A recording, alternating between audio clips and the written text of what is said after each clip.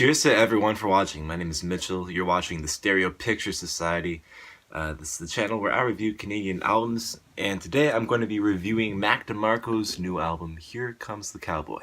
Mac DeMarco is easily one of indie rock's biggest superstars right now. He just started releasing solo music this decade and he's already on his 6th solo album. Apart from having an interesting style of jangly, dreamy indie rock, Mac has recorded and written and produced his own material all on his own consistently over his career. And Mac's definitely at an interesting point in his career because he's left his label Captured Tracks and started his own indie record label called Mac's Record Label. The main reason behind this, reports are saying, is because Mac really has a no peeking rule when it comes to others giving criticism or insight on his own music. He won't even let his friends or his girlfriend or PR managers see what he's up to. And I found that the desire to have one's own sanctuary and find spiritual freedom is a through line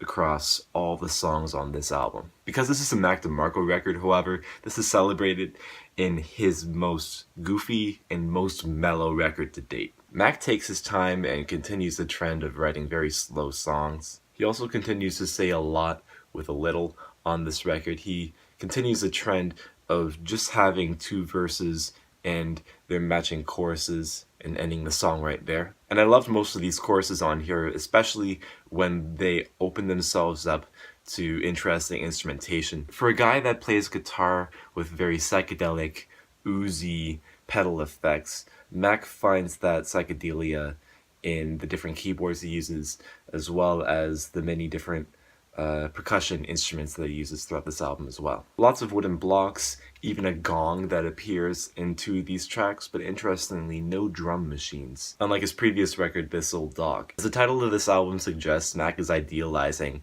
and romanticizing the character of the cowboy. He likes these ideas of isolation and escapism and retreat, and sees it as a way of viewing the world from the outside in. The first half of this album does a great job of covering much of this lore. The opening title track also sets the tone of the record pretty well. It's just him saying "Here comes the cowboy" every 15 seconds, on top of some sparse drumming and plucked guitar. It almost sounds like entrance music for the album that we're about to hear. Mac addresses the idea of looking on the outside in with the songs Nobody and Finally Alone, both of which are really good opening tracks and get stuck in my head immediately. The album starts to mellow out with the tunes Little Dog's March and Preoccupied. I thought it was interesting for Mac to go into his upper register for the chorus of Little Dog's March, as he doesn't sound all that good when he's up there, but at least he makes it consistent as if he's doing it on purpose. Preoccupied is one of those tracks that say a lot with a little, because it's kind of attacking people that have closed minds, or at least are living in a closed environment where no one is telling these closed-minded people just how and where they could be improving their life spiritually. Choo Choo is a pretty goofy track that I liked a lot. It was a cool moment to break any tension that the album might have laid out for people so far. The song K is a love song to Mac's girlfriend.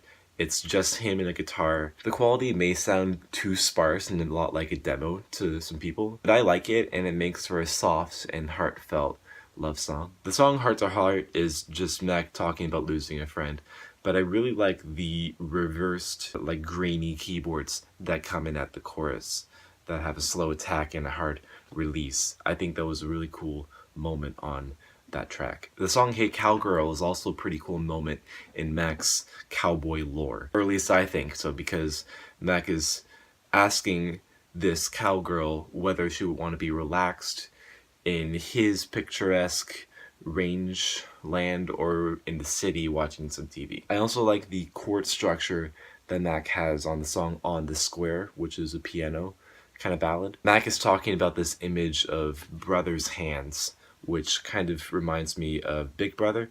Then I kind of make that tune to this whole album being about leaving that record label and Mac finally having control over what he can do. It seems like Mac is really dramatizing how free he feels on this record, and marking this album as a particularly important moment in his career. The last 3 songs on this record, All of Our Yesterdays and Skyless Moon and Baby Bye Bye, all have to do with dealing with the past and accepting that the past is in the past. All of Our Yesterdays is a nice little single. Skyless Moon is just okay. In my opinion, it's just like a keyboard and guitar ballad with a kind of underwhelming chorus. But Baby Bye Bye is not the way that I would have expected this album to end off on. It's kind of a track that has two different songs laced into it, as well as a radio sequence where there are like 2 or 3 radios or TVs playing simultaneously. I think Mac was trying to make this part of the record be an exorcism or some kind of celebration of release or exhaustion, or maybe some personal fulfillment. But this closing track is 7 minutes long, and I probably would skip it the next time that I was listening to this album again. All in all, I think if you're a Mac DeMarco fan, you'd eat this record up. I think it's interesting that Mac has made a record that is still different in his catalog, even when he sounds exactly the same. I think it was interesting that Mac wasn't doing much harmonies on this album, that he was just sticking to one vocal take. But I also feel scared because at the rate that Mac is going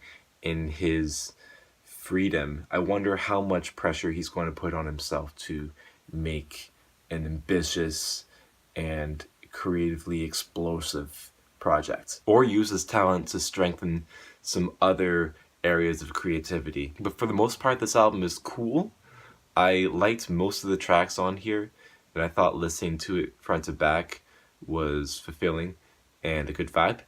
I'm feeling a strong 6 to a light 7 on this thing, and I just reviewed a Mac DeMarco record, and I didn't think that I'd be doing that, so wow. So cheers again for watching. Let me know if you liked this video, and I'll see you in another one. Later.